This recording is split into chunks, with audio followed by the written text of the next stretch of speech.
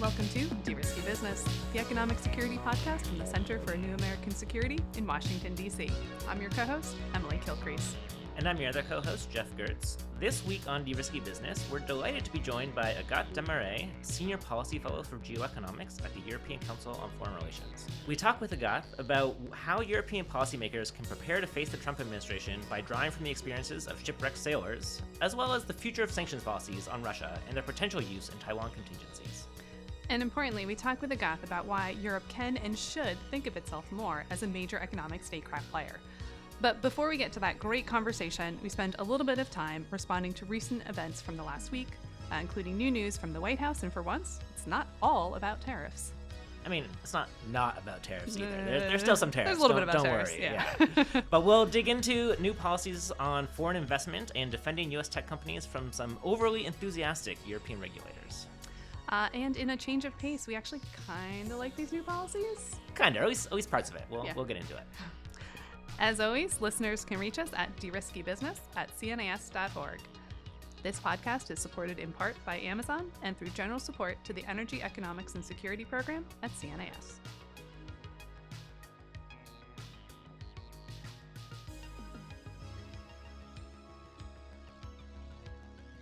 So, before we get to our interview with Agathe Demarais this week, we want to catch up on some recent news, including Friday evening a couple presidential memos that were released. So, Emily, let's start with the America First Investment Policy presidential memo that came out of the White House on Friday.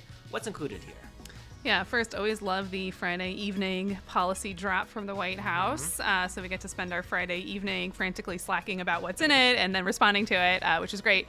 But I will say the America First Investment Policy statement is remarkable in a couple of different ways. First, the overall tone that it sets is pretty optimistic. I mean, it starts by saying that America welcomes foreign investment. And for folks who don't follow this issue, I mean, the U.S. has historically had an open investment policy. Presidents tend to have some sort of statement to that effect. There's just been more questions about it in recent years because of all the actions we're taking for national security reasons, because of things like President Biden's block of Nippon Steel. So I thought it was great that the very first piece of this new policy statement coming out from the White House was, yes, America welcomes foreign investment. Now, there's a but in there.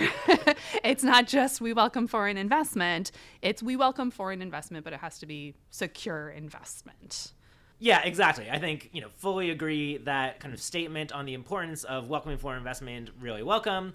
And then, as you say, this is sort of matched with a statement saying, yes, we welcome foreign investment, specifically from allies and partners. And so what is, to me, was most notable in the memo is really combining the kind of deeper integration with allies and partners on foreign investment, while saying we are also going to kind of step up our, already quite high, let's be clear, restrictions on investment coming in from foreign adversaries, and again, particularly with a focus on investment from China. So kind of really carrying over what we've seen in recent years from, Trump administration, the first Trump administration, through the Biden years, suggesting this is going to continue again into the second Trump term. Yeah, I think that's right. I mean, the bit about this memo that's about further restricting Chinese investment in the U.S., there's some interesting stuff in there and we can talk about it, but that's actually not the notable part of the policy. That's just continuation and some adjustments, right? But the stuff that's really interesting is how they're talking about setting up streamlined processes for investments from allied partners with a condition that there has to be some security requirements that these investors make. Now, that sort of process already exists in the CFIUS process, right? Like that was part of the 2018 reforms where you have these streamlined declaration processes that are supposed to get these frequent flyers in and out in 30 days. And that's really important from an open investment perspective of you don't want these friendly investments getting bogged down in red tape and long review times, et cetera. So it's not clear yet what they mean by that, but the idea is right. As long as we can trust these investors and there's some specific security requirements, et cetera, that they can attest to, they should be in and out of our process with no problem. So that was great. They're also looking at expanding the CFIUS process, or specifically expanding the CFIUS jurisdiction to a couple new types of transactions. And to be clear, They didn't do that in this memo, and the executive can't do that on its own. They will need congressional approval to expand the CFIUS mandate, but they're talking here about things like going after greenfield investments, going after farmland acquisitions. These are things that have come up in congressional conversations. Certainly I've heard that from Republican counterparts quite a bit, that they're worried about that. I will candidly say the greenfield stuff is never what keeps me up at night, just because when you actually look at the stats on this, like the level of investment is like kind of small there, but you know what, fine. Like I don't also like have an objection to it. Now the piece that I think is really interesting here, and this is something I've talked about in some of my testimony on investment issues, is expanding CFIUS jurisdiction to do a better job capturing Chinese investments into the U.S. venture capital and startup ecosystem. There's a long tortured history of how jurisdiction here is set by a linkage to export controls. We'll link to the show notes to my testimony where I lay all of that out. But the long and short of it is there's a gap in jurisdiction, and it looks like they're trying to fix it. And I think that's a really good idea. Yeah, no, it makes a lot of sense to me. And maybe I just started briefly on greenfield. I kind of agree with you. It's probably not the biggest thing given the actual sort of dollar amounts that are showing up here, but to me it was kind of a clear gap in the previous system. I think it's actually notable. We sort of heard anecdotally that when U.S. officials go around telling other countries how to create their investment screening mechanisms, one thing they're saying is sort of learn from our mistakes and make sure you include greenfield when you do it. So it'd be good to kind of get that in eventually on the U.S. system. The order also, in addition to talking to CFIUS, also talks about outbounds. Maybe we should sort of briefly talk on that as well. Again, I think we see here continued kind of increasing the restrictiveness on the outbound program. Looks like we're sort of set for an expansion on outbound. So in addition to the sectors currently covered under the Biden administration outbound program, this memo says, we're going to review it. We're sort of not making decisions yet, but we're looking at adding sectors including biotechnology, hypersonics, aerospace, advanced manufacturing, directed energy, as well as any sector tied to China's military civil fusion program, which could be a very long list of sectors. Yeah, that could just be like the Chinese economy. Yeah, I think that sort of seems like everything. So certainly, look, more to come there, but I think this is a clear signal that, we should expect the outbound program to continue to expand under the Trump team. Yeah, I think that's right. I mean, obviously, there's a lot of detail that we still need there. When you look at the existing structure of the Biden-era executive order on outbound, they're not covering everything in the chip sector, everything in quantum. They're very carefully crafting prohibitions around the most advanced parts of those technology ecosystems. And so when you think about, well, is that going to be the approach moving forward, or is there just going to be more holistic coverage? And then when you get to a sector like biotech, I think the questions actually get a little bit more complicated there in terms of just where are you drawing those lines of what's a national security risk, what's a trade risk, how do you actually differentiate, or will there be differentiation? So I think that's definitely an area to watch when it comes to the outbound investment program. I mean, my expectation has always been that they were going to largely keep what was in place, but do a new executive order to expand upon it and put their own stamp and kind of vibe on it. And then we'll just see if Congress moves forward with codification as well. We understand there's still discussion on the Hill to do that. But question again, like this is the conversation we're having the last 3 years, right? Who's going to move first? And, my bet is still on the executive branch to actually get something done. Yeah, I think that's right. I think, maybe the only sort of small caveat I'd add to that is going to definitely agree they're going to be ones to move first. I would say that, as some of you worked a bit on the Biden era EO on this, kind of the technical pieces of this are just really complicated and hard. And so even, building on the existing framework that's there, getting the definitions of all the sectors right takes a lot of work and a lot of sort of outreach to kind of industry experts, other subject matter experts. So I think, there's going to be a lot of homework here if we're actually sort of talking about pulling in 5-6 more sectors into the outbound regime.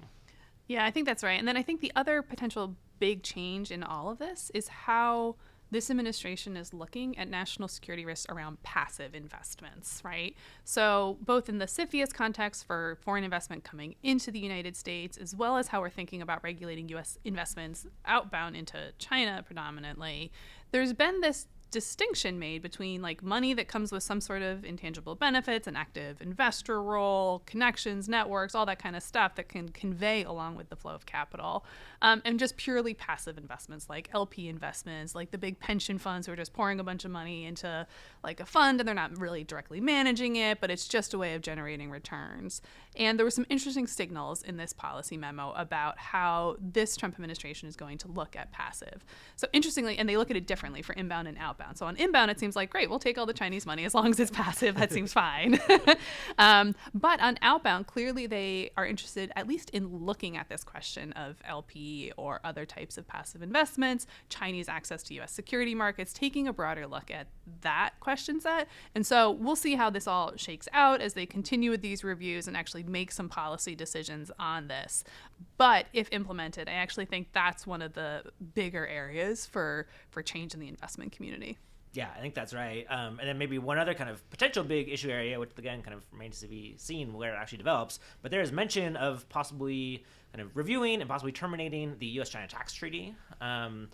There's sort of, a short mention of kind of how this treaty has contributed to U.S. companies sort of offshoring manufacturing to China. Again, I think obviously a much bigger debate on where that will actually go, but actual repeal of that treaty would be a pretty big deal as well. Yeah, it's a good reminder that, like, I don't know anything about tax policy, but I probably should. Like, it seems tax policy is heating up at the moment. So, like, literally, I don't even do my own tax returns. My husband files the joint return for us. So, an area for growth. So, overall, what's your take on the investment policy memo? Look, I think there's definitely lots to like in here. And I think, you and I have been talking for a while. Our ideas on economic security agreements, and the kind of real philosophical foundation here is closer integration with partners and allies in return for kind of stronger common defenses against foreign adversaries. Again, frankly, I think that's very aligned with where this investment policy memo seems to be going. Yeah, I think that's absolutely right. And I think it'll be really interesting to watch as there are some near-term opportunities to implement some of this. Like, for example, do they try to incorporate some of these concepts and principles into USMCA negotiations or renegotiations that are coming up this year where there is an investment chapter? So are we going to start to see this sort of issue linkage actually being put into practice in the near term? Yeah, exactly. And maybe one final word for me, I think, I expect allies and partners will be kind of happy to see some sort of positive words about them. But if Trump is still coming after them with 25% tariffs sort of every other week, it's, not going to move the needle really. And so the question will still sort of be out there of, how much actual positive cooperation will we have with allies and partners if there's still all the trade chaos going on. Okay, so lots to watch on the investment front. Let's talk about the digital services tax memo that came out as well, or I think the full title is Defending American Companies and Innovators from Overseas Extortion and Unfair Fines and Penalties. But we'll just go do with DST. It's a little strong snappier. language there. Yeah, some strong. They have thoughts. First, let's just give the context here. What is a digital service tax and why are we so mad about it?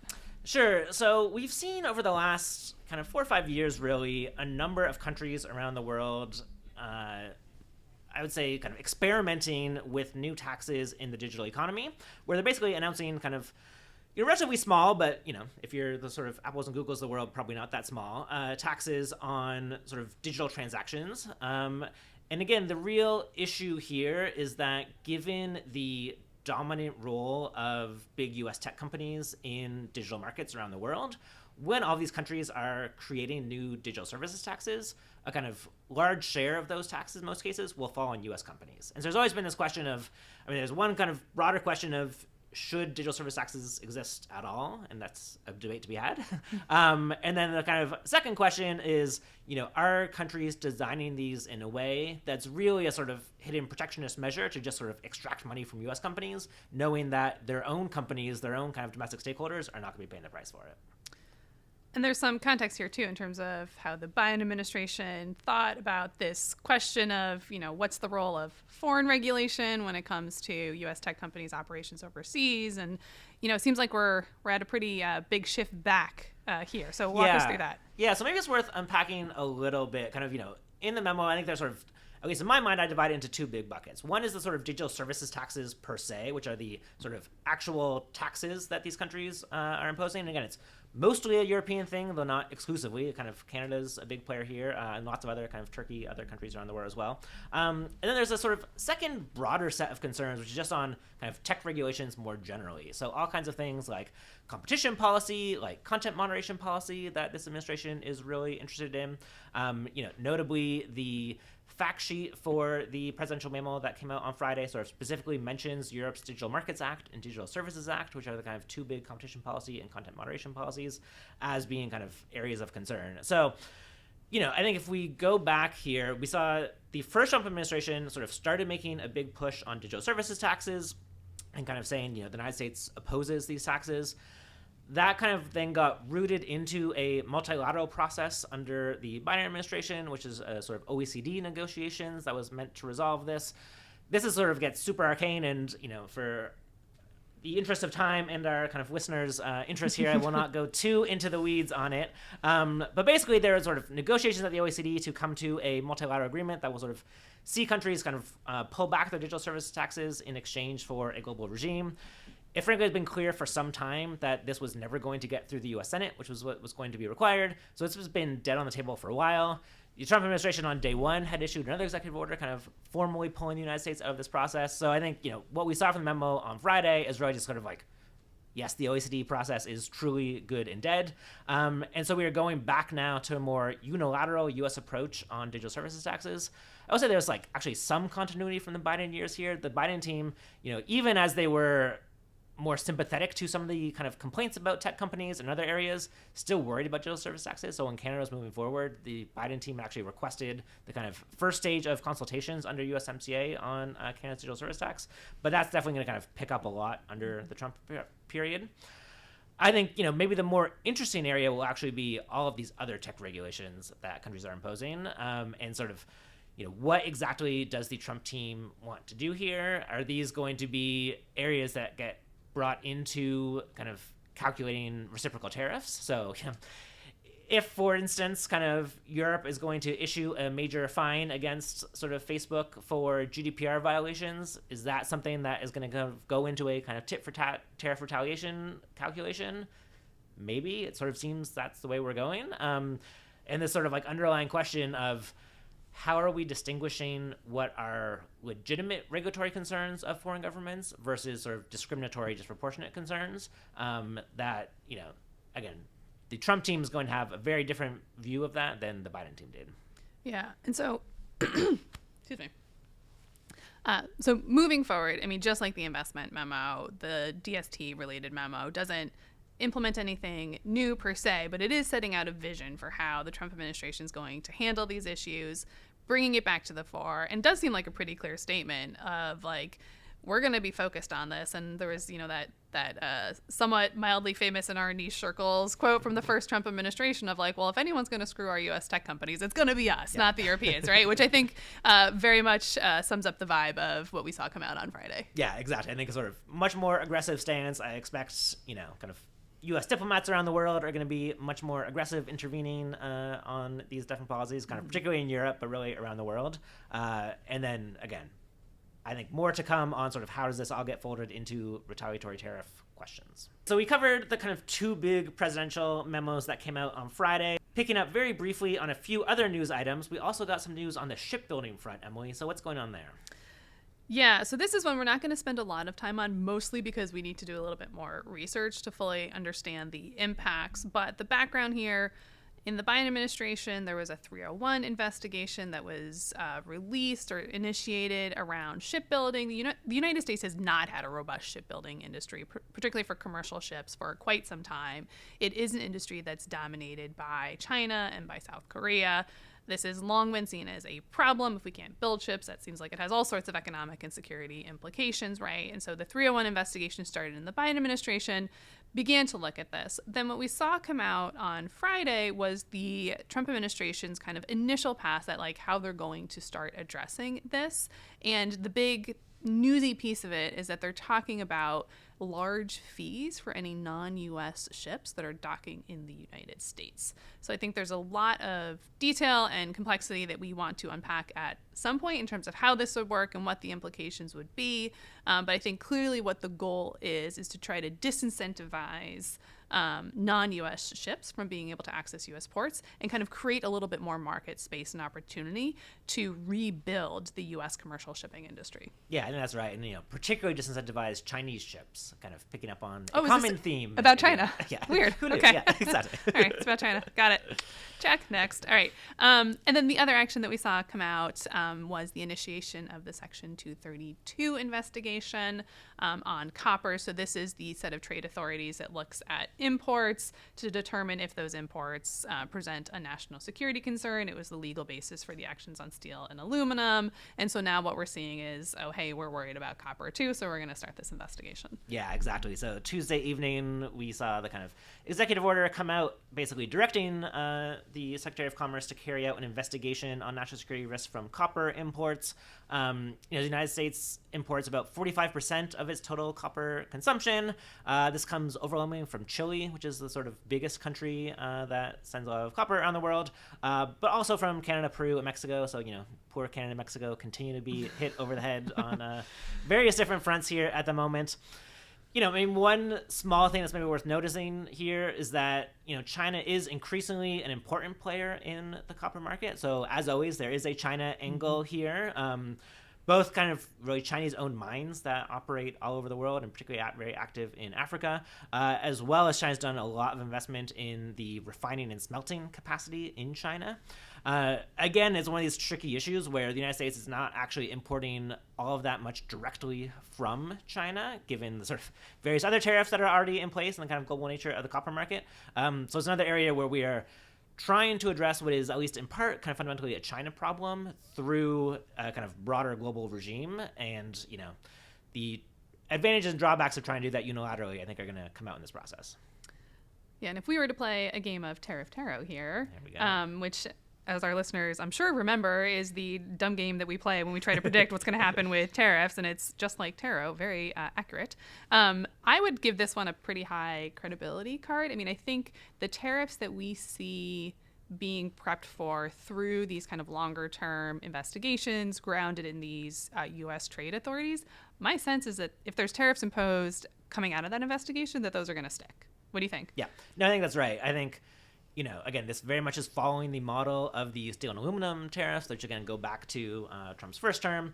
And I think, you have the sort of full kind of evidence base for why some actions here are needed. I expect to stick. It is worth noting that kind of the Section 232 investigation could recommend a range of different sort of remedies as well. So you could do things of, kind of speeding up permitting for U.S. mining and stuff like that. So we'll be interested to see kind of what are the range of kind of possible policies that come out of this. But certainly kind of knowing it's a Trump policy, I would expect tariffs are kind of front and center on the table here.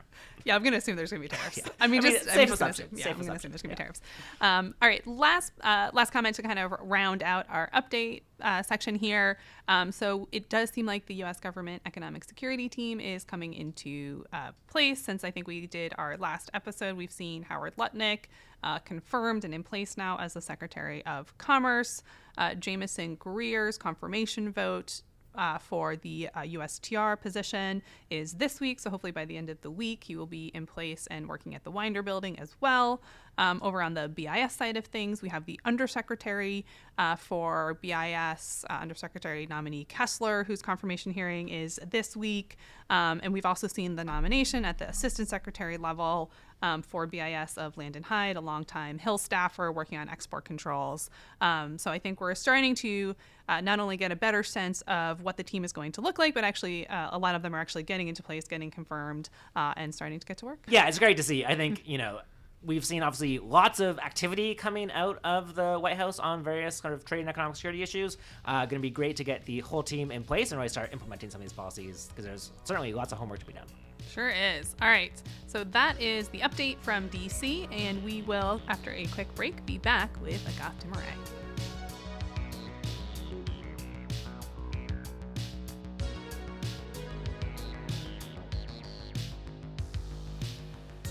We're delighted to be joined today on De-Risky Business by Agathe Demarais. Agathe is a senior policy fellow at the European Council on Foreign Relations. She's a regular columnist at Foreign Policy, so check her work out there. And she's also author of the fantastic book, Backfire, How U.S. Sanctions Reshape the World Against U.S. Interests.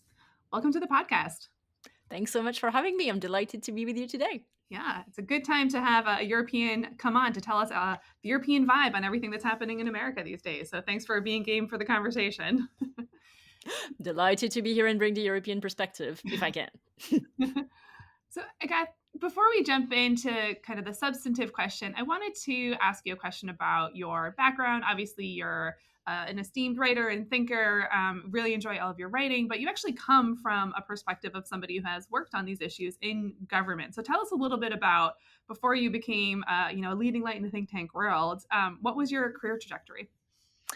So my career trajectory started in a very, very different field compared to think tanks. I actually started in investment banking in Russia, and that was ages ago, and it certainly feels like ages ago, pre-2014. So I started in investment banking in a French bank, BNP Paribas in Moscow. Then I joined the French civil service, the French Treasury, to be precise. I was posted in Moscow to work on economic and financial affairs in Russia and the CIS region. And then 2014 happened, and I started working on sanctions from Moscow. So that was quite something. I had no idea what a sanction was, even a few days or a few weeks before Russia's annexation of Crimea and Russia starting to back separatist rebels in the Donbas region of eastern Ukraine. And that was my introduction, I would say, to economic security. Much more. And then still for French Treasury, I moved to Beirut. I covered the Middle East for the same topics. I was covering Iran sanctions, Syria sanctions. And then I moved to the private sector in London at the Economist Intelligence Unit, doing economic and political forecasting. And that all led me to where I am today, doing geoeconomics at the European Council on Foreign Relations. So a very quiet introduction to the world of economic security by doing sanctions in Russia in 2014. So, Agathe, I think that kind of quick bio was actually a perfect sort of segue to a question we like to ask all of our guests, which is, what does economic security really mean to you? So you've been working on a whole range of these issues, whether it's sort of sanctions kind of on the ground in Russia, export control, sort of US-China geoeconomic competition. Throughout your career working on these things, what do you see as the common thread that sort of ties this together as economic security issues, and how would you define that topic?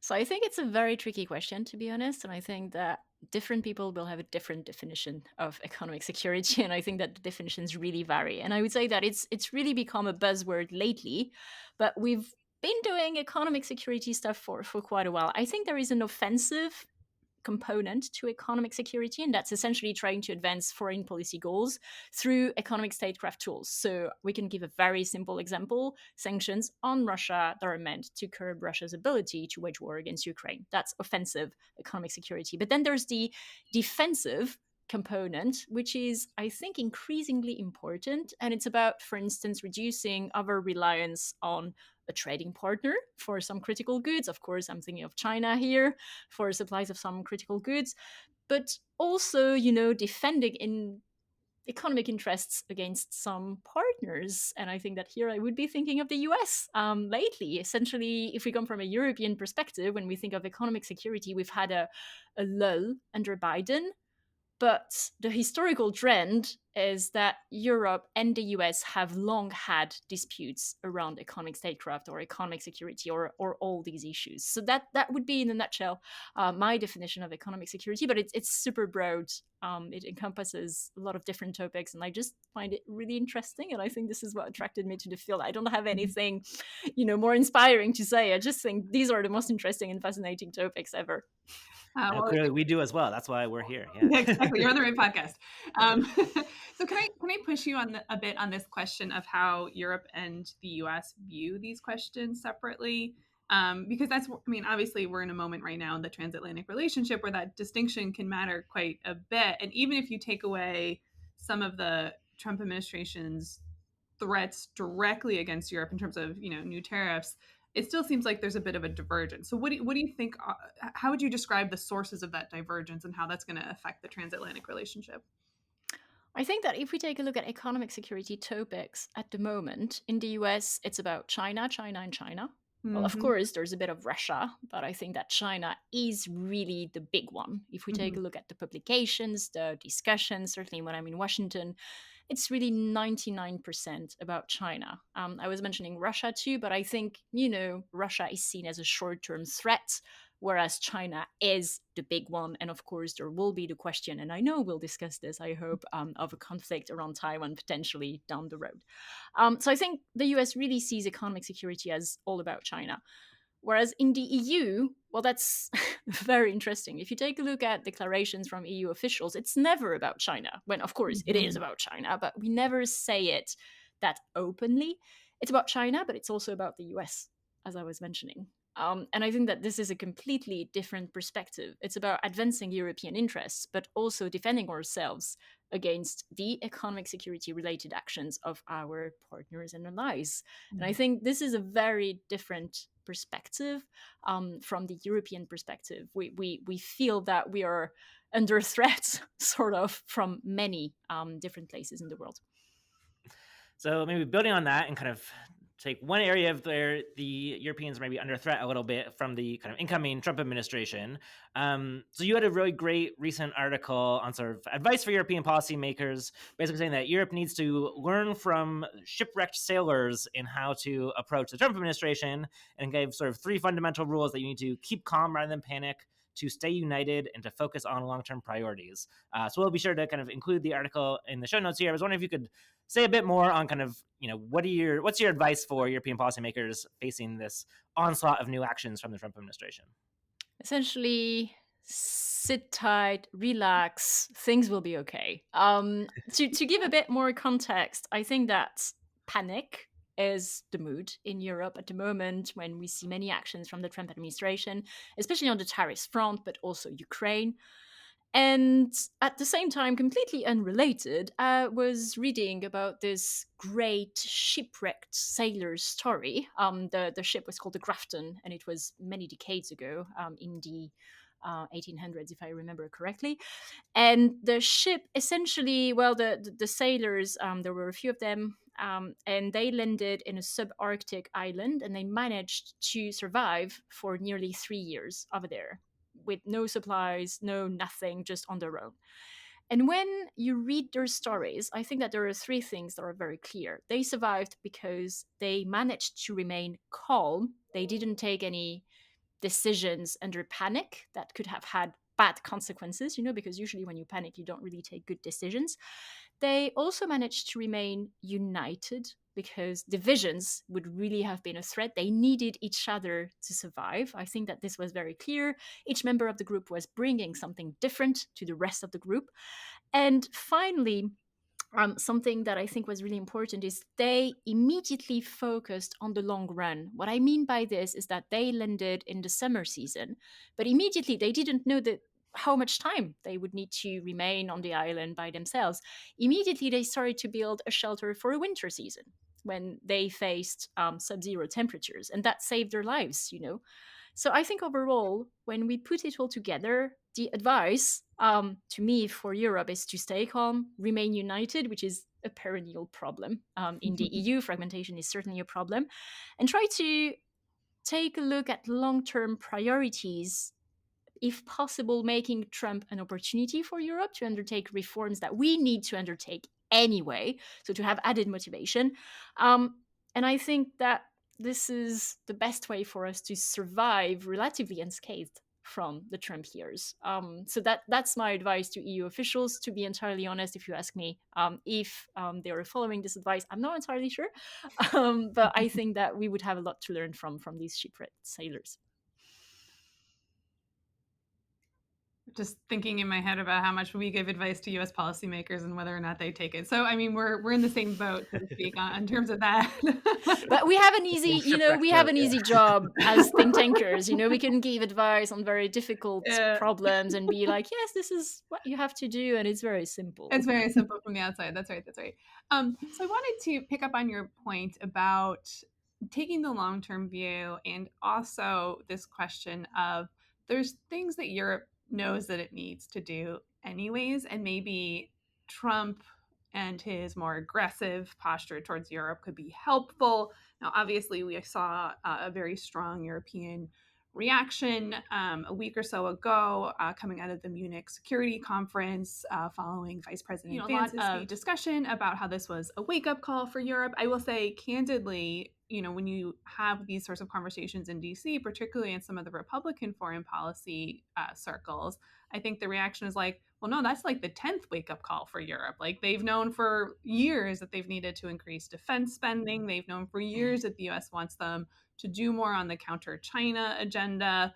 And why has it taken this so long to kind of continue to like hit the snooze button and keep having more wake up calls? Do you think, what's your reaction to that sort of critique? I mean, Europe knows it needs to do some stuff, but there's clearly a sense of frustration from the incoming administration that there hasn't been more action on some of these items that we've been talking about for quite some time.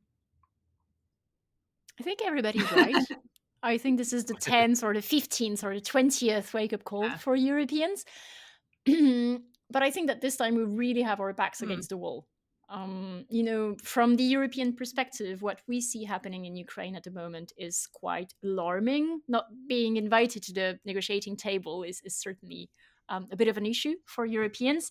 And there's also all the discussions around the report of former ECB European Central Bank Governor Mario Draghi around Europe's competitiveness. And so there is this feeling in Europe that we are falling behind, both the US and China, and we need to do something in this field.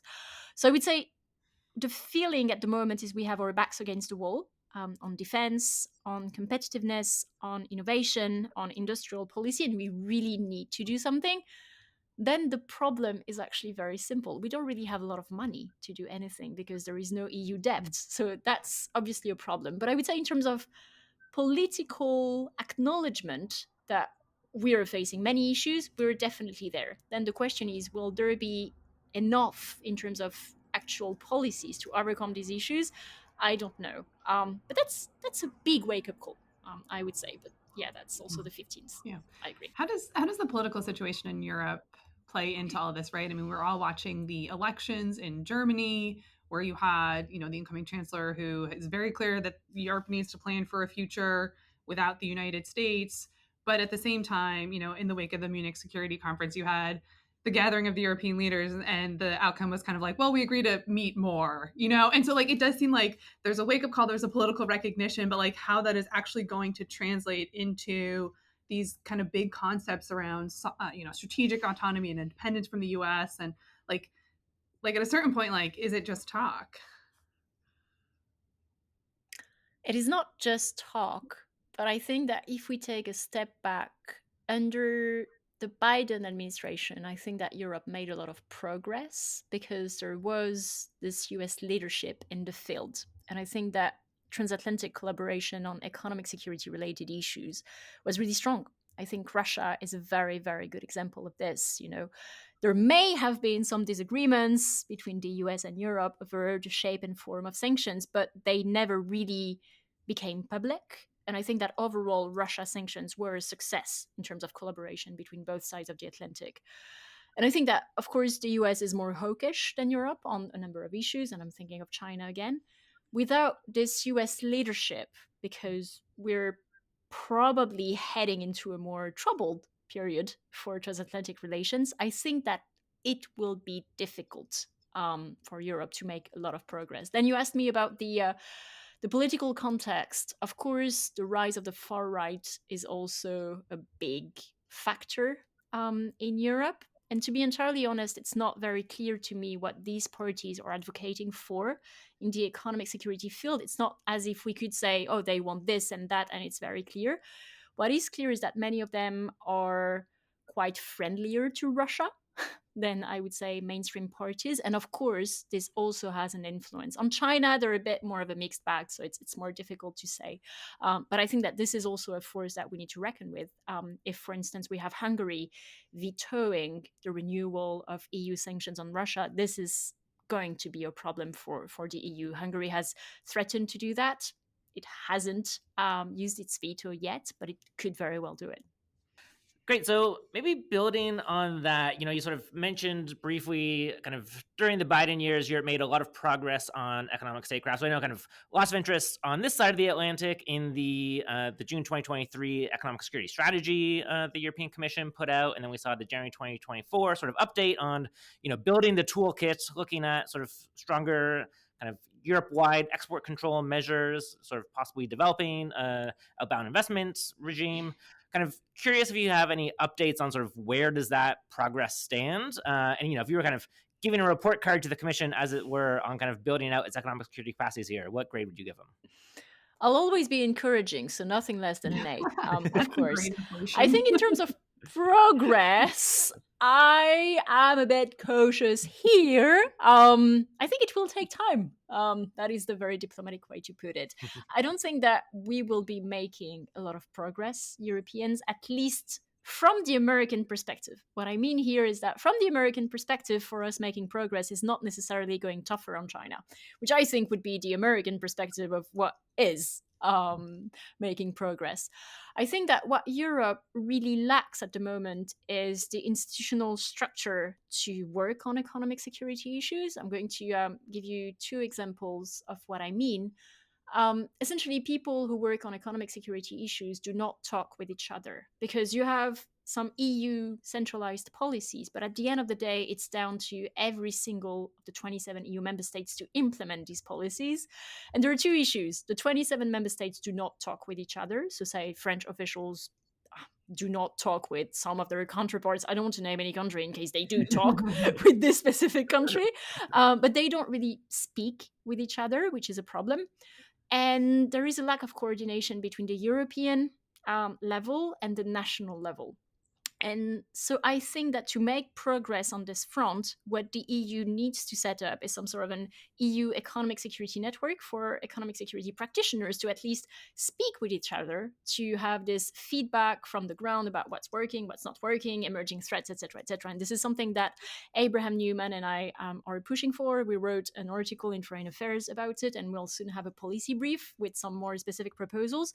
But I think as long as Europeans working on economic security issues do not at least talk with each other, it will be very difficult for Europe to make any progress. So that would be the first step to me. I don't want to give a specific grade, nothing less than an A in any case. I've already been a bit critical, of EU officials not taking my advice. I can't be that critical. I wouldn't even give the US an A, so it seems very generous, but that's fine. We'll let it pass. I was just going to say, certainly, I think even within the U.S. government, there's probably not enough officials talking to each other and need for more coordination and harmonization across different agencies. So can certainly appreciate at the EU level that problem must be magnified kind of many times over. Yeah. So, Agathe, we do want to dive in more on the Russia sanctions question, particularly the path forward. We definitely also want to talk about China-specific issues, including some of the collaboration you and I have done related to Taiwan contingencies and kind of the growing fields in that space. But before we leave the US-Europe relation, obviously I have to ask about tariffs. Europe has so far managed to avoid some of the early tariff actions from the Trump administration, which, as listeners will know, were much more focused on Canada, Mexico, China, steel and aluminum. We've now seen copper come out. But clearly, that's just a momentary respite. Like there's the reciprocal tariffs idea, which is coming out, which certainly could hit European trade. And then some specific complaints from the Trump administration about particular European policies. So we're thinking about the value added taxes, and we can debate whether it's a tariff or a trade issue or not. Clearly different. There is no debate here. This one is settled. Well, the 80s are not tariff. Got it. Also, another complaint that we've heard from the Trump administration is the regulatory treatment in Europe of large U.S. tech companies. So obviously, there's going to be something that happens in this space. I feel fairly confident saying. We know that European officials were in town recently to have conversations to try to head some of this off. But curious to get your thoughts on what that European response will look like. We had the EU ambassador to the United States on the podcast a few months ago, and she was very clear that there would be some level of retaliation if needed, that Europe would, stand firm if they needed to. But I think we're also seeing, maybe there's going to be some negotiation, maybe there's some deal space, maybe there's a win-win somewhere in there. And so I'm curious your thinking on, what's the mix of responses here from Europe? Are they retaliating? Are they compromising? Are they coordinating with others? What does that look like? We have no idea because we have no idea what Trump is going to be doing. From my discussions also with the private sector, it's super hard to prep for Trump's tariffs when you have no idea what's coming. There could be a deal, there could be no deal. Actually, that reminds me of Brexit negotiations. So I think that at this stage, I would avoid making any predictions because I will be wrong 100%. What I do know is that I feel the European debate around tariffs is a bit schizophrenic because the general consensus is tariffs are really bad, so we should retaliate with tariffs. To me, that doesn't make a lot of sense. When we take a look at the impact of tariffs on the economy, I would be very happy for the US economy to shoulder the burden of tariffs, because tariffs will act as a tax on American firms and American consumers. I have no idea what Europe should do the same.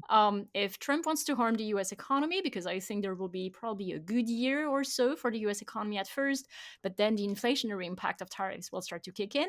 If Trump wants to harm the US economy, fine by me. But I don't think that Europe should go down that road. And then there's the question of the risk of political fragmentation among EU member states about the shape for retaliation.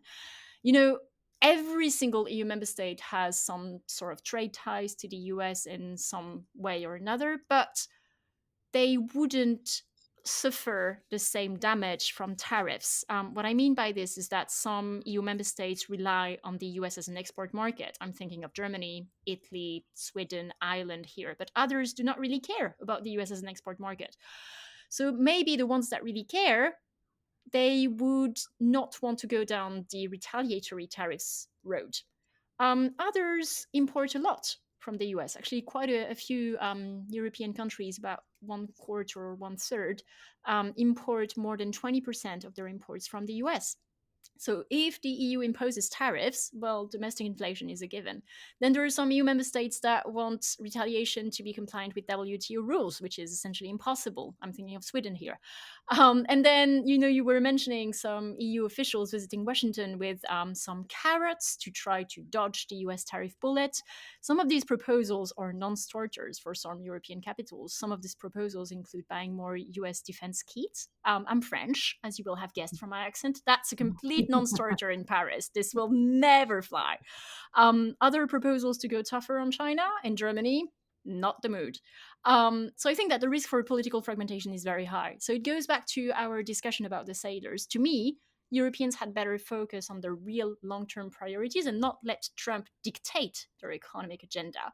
And if we really need to do some retaliation for domestic political purposes, I think that looking at China for tips wouldn't be a bad idea, because when you take a look at China's retaliation, it's extremely measured, surgical, and it's targeting mostly Chinese imports of US energy. And so that will help China's long-term goals of energy self-sufficiency. And I think that this is not a dumb strategy. So in a nutshell, I don't know what will happen, but I think we shouldn't retaliate. Please let Trump harm the US economy in peace. That's fine by me.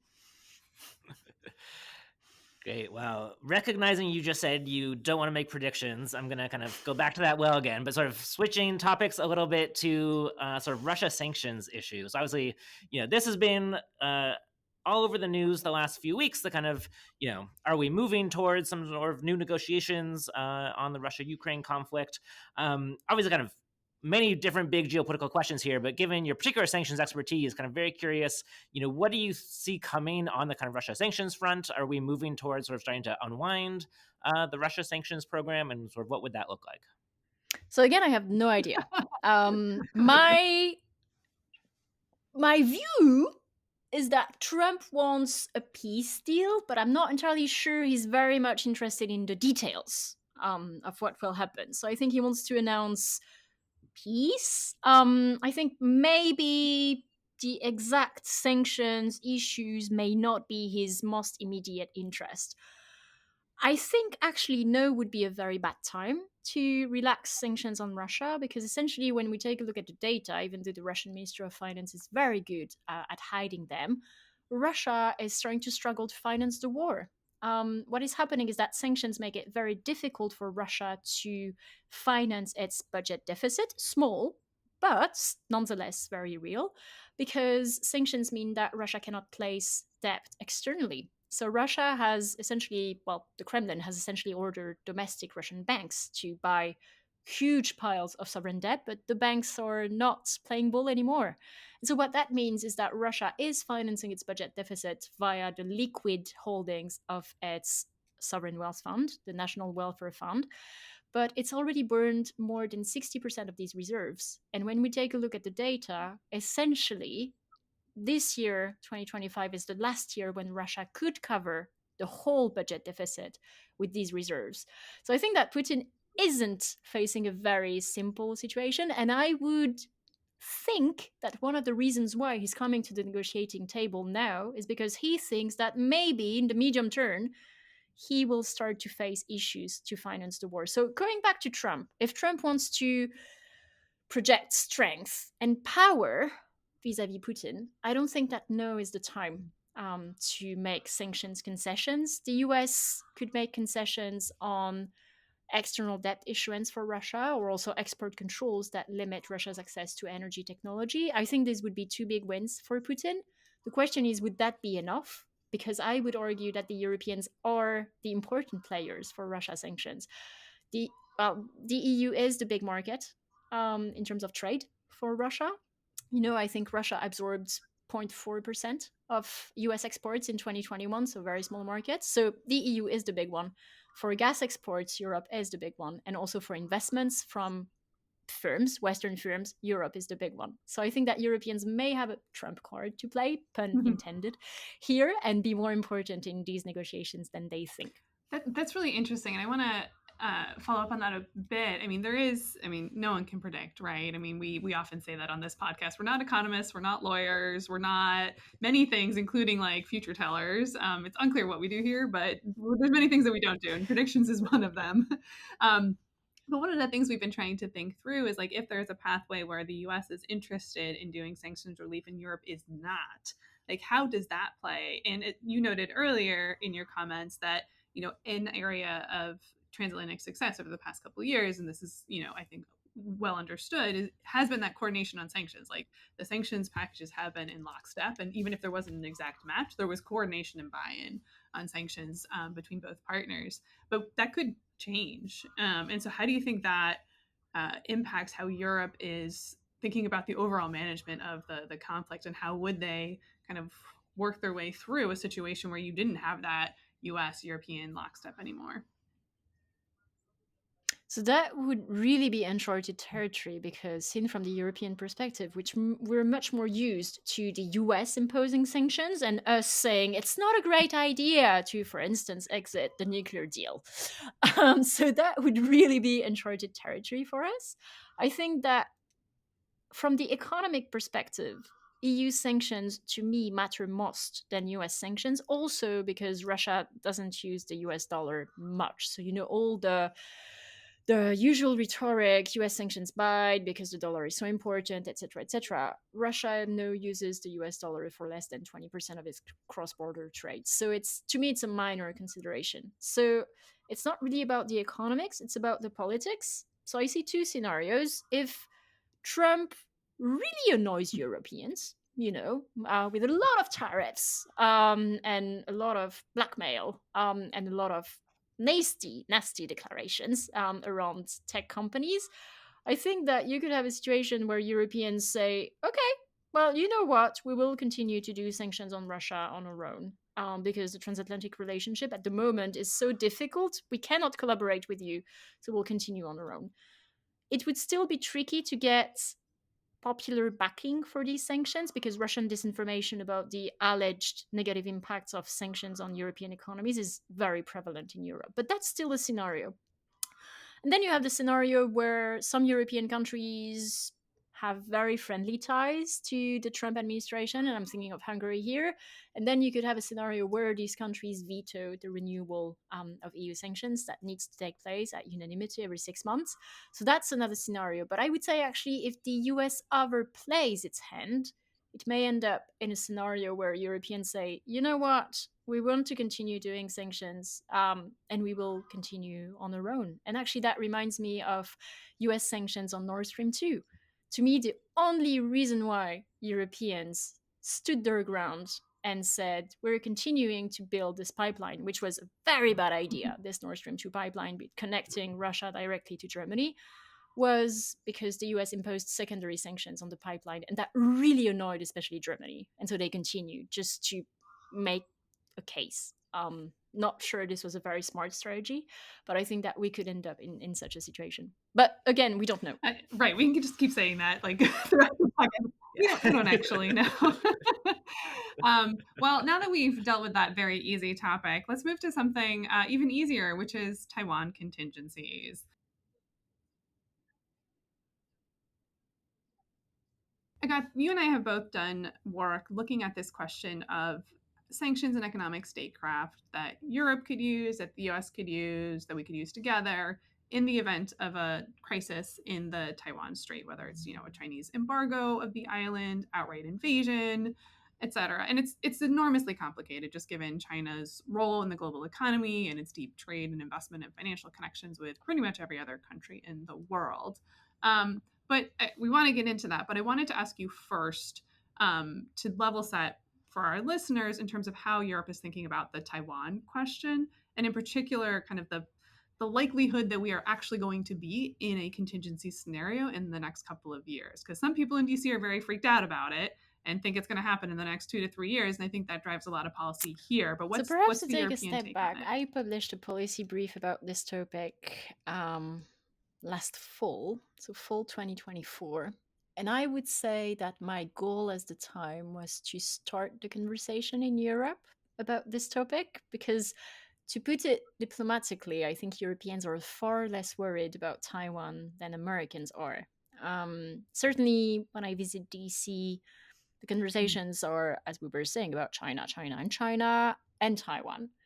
I think that at this stage, there is a bit of wishful thinking in Europe that nothing is going to happen around Taiwan and everything is going to be okay because China is such a major economy and such a major trading partner that such a scenario would be very bad.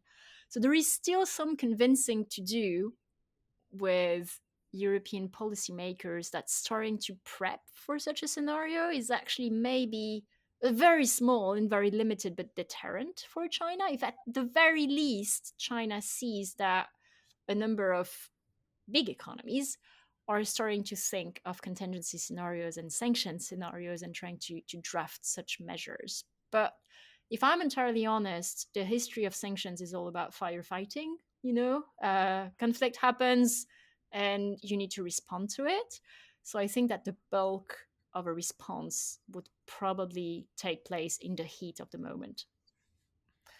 So maybe building on that kind of heat of the moment, are there sort of lessons that we can draw from the Russia-Ukraine and the kind of ability to kind of quickly bring together that sanctions coalition in that context, both for what happened in the heat of the moment, but also, things that we should be doing before the heat of the moment if we could get the political will to do it? So I think that the elephant in the room in our conversation is whether the Trump administration would react to such a scenario, which to me is a big question mark, but I wouldn't answer this question. I'm representing the European side in this conversation, so I wouldn't answer this question, and I'm very glad I don't have to. What I do think is that if we have a US response to a Taiwan conflict scenario, something that is probably underappreciated in Europe is the fact that Europe would be under tremendous pressure to also respond. Maybe it's a hope on my side, but if the US is responding to such a scenario with some military intervention, I would hope that Europeans would understand that we need to do something. And then the question becomes, what do we really do? Boots on the ground from Europeans? I'm not entirely sure. But at the very least, sanctions, and we can discuss which form and shape they could take. But I think that Europeans would need to respond to such a scenario. But even this, to be honest, it remains a question mark. But that's more about politics than economics.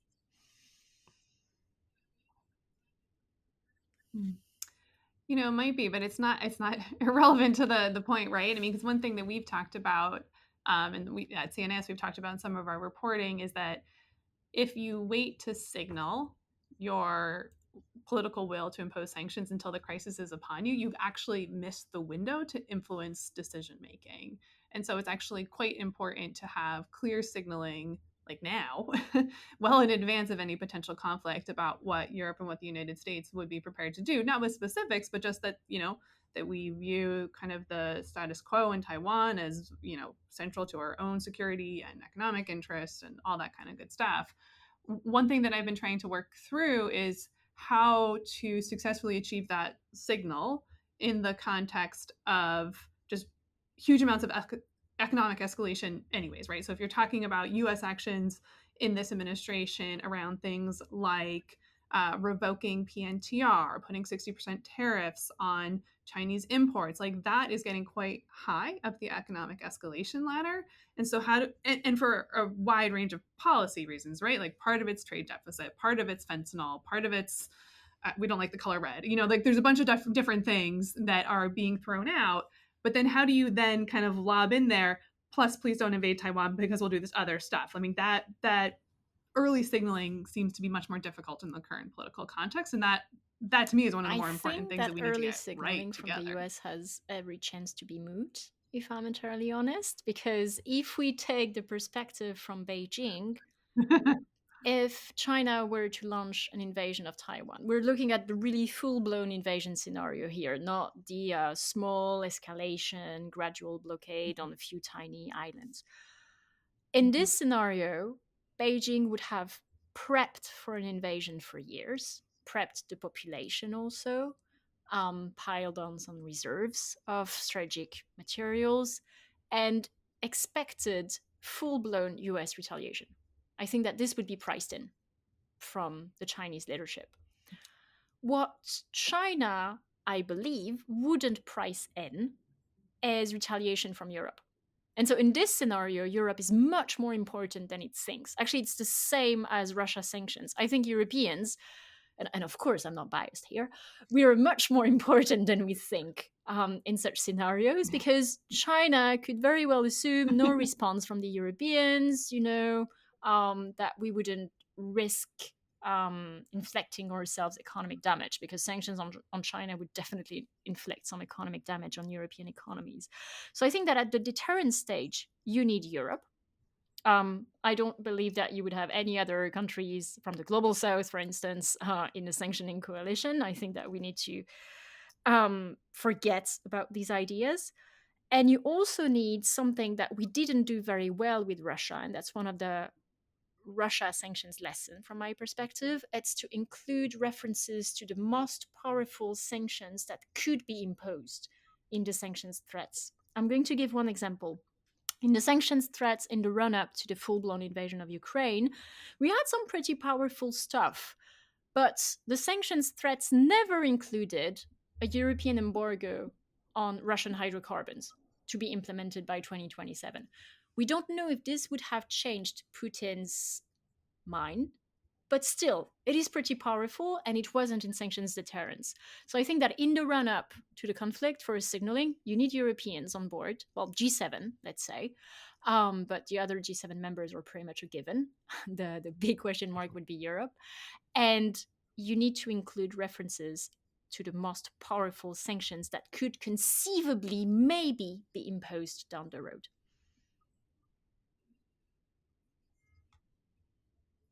I agree with you. I guess I'm just wondering if that's wishful thinking too, right? I mean, my travels to Europe, you hear, I think there is growing conversation in the government policy circles, but then immediately folks go, well, the public would never support it and the business community would never support it, right? So like, how viable is that sort of approach? Even though I think that you're absolutely right in terms of at the same time, I think that we would be talking of a potentially global conflict. I think that this is pretty much the anniversary of the COVID pandemic. I think that if 5 years ago, let's say 5.5 years ago, you would have told people we would have lockdowns, I don't think there would have been a lot of popular buy-in for such measures.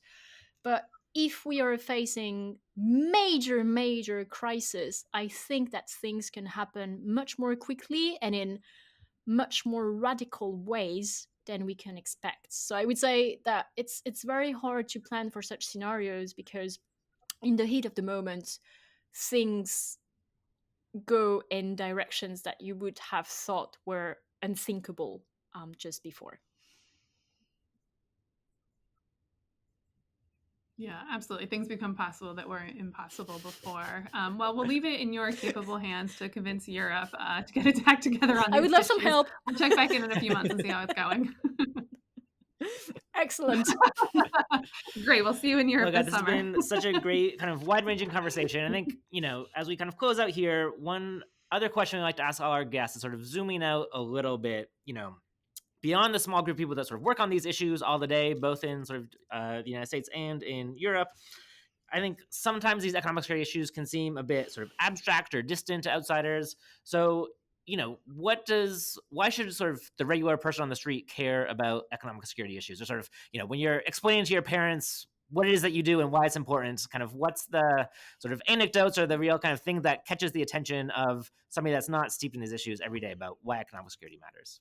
Well, essentially, economic security matters because it has an impact on everything in our lives. We discussed inflation, for instance, regarding tariffs. It will have an impact on jobs. Also, we're really talking about jobs. And it can have an impact on our own survival. We were just mentioning the COVID pandemic. I would put, for instance, China and Russia's vaccine diplomacy in the big field of economic security. And so I think that when you take a look at all of these issues, I've just mentioned 3, it really has an impact on our daily lives on so many levels. It's just here, everywhere, all the time. So maybe it's because I work in the field, but I think it's quite critical.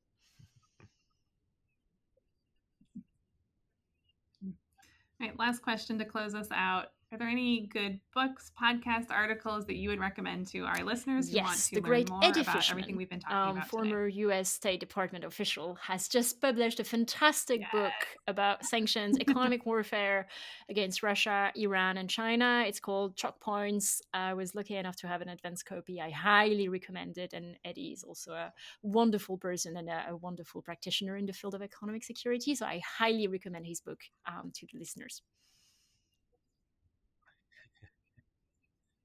So this was not a plant, but that does give me an opportunity to plug the fact that at CNAS on the 12th of March, we are hosting a book launch event for Eddie here in DC. I am slowly making my way through my advanced copy as well. I will have read it by the time we do the event, but it's big, but it's lively and it's a great read. And he's done such a fantastic job. So I couldn't agree more with that recommendation. I think it's going to be, next to the Baldwin and Schelling, it's going to become one of the classics pretty quickly on this topic.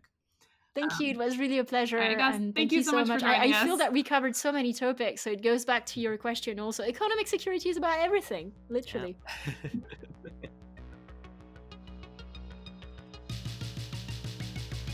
Thanks for listening to De-Risky Business, an economic security podcast from the Energy, Economics, and Security Program at the Center for a New American Security. Have any questions or comments? Get in touch at deriskybusiness@cnas.org. The nerdier, the better. And find us wherever you get your podcasts every other Thursday.